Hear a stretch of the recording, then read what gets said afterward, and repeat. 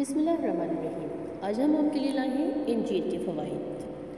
طب نبوی کی روشنی میں نبی کریم صلی اللہ علیہ وآلہ وسلم سے ارشاد ہے کہ ایک مرتبہ نبی کریم صلی اللہ علیہ وسلم کی خدمت میں انجیروں کا تھال پیش کیا گیا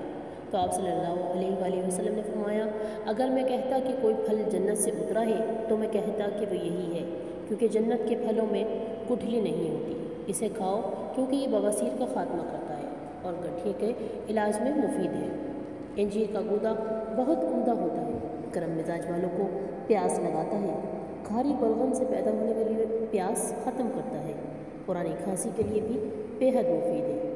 پیشاب آور ہے، جگر اور تلی کے صدے ختم کرتا ہے، گردوں اور مثانوں کے لیے موافق تاثیر رکھتا ہے،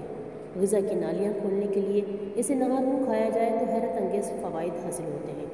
خاص طور پر اگر انجیر کا گودا اخروٹ اور بادام کے ساتھ کھایا جائے تو بہت فائدہ بخش ثابت ہوتا ہے۔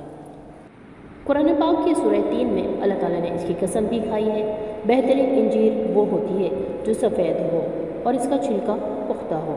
اس سے گردوں اور مثانے کی ریت نکل جاتی ہے اور پتھری بننے کا خطرہ نہیں رہتا۔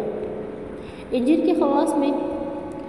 میں تمام پھلوں کے مقابلے میں زیادہ غذائیت ہوتی ہے، اس سے حلق، سینے اور سانس کی نالی کی سختی دور ہوتی ہے، جگر اور تلی کی صفائی ہو جاتی ہے، معدے سے بلغمی خلط نکل جاتی ہے، اس سے بدن کو معیاری غذائیت حاصل ہوتی ہے۔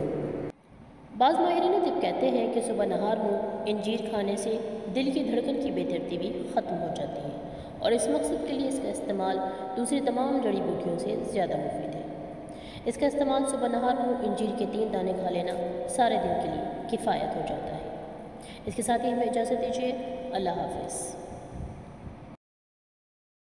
اگر آپ لوگ بھی اسلام، اقوال اور طب نبوی سے ثابت شدہ علاج سے اپنی زندگیوں کو سہل بنانا چاہتے ہیں تو ہمارا چینل ضرور سبسکرائب کیجیے اور بیل آئیکن کو پریس کرنا نہ بھولیں تاکہ ہر نئی انفارمیشن آپ تک ضرور پہنچ سکے۔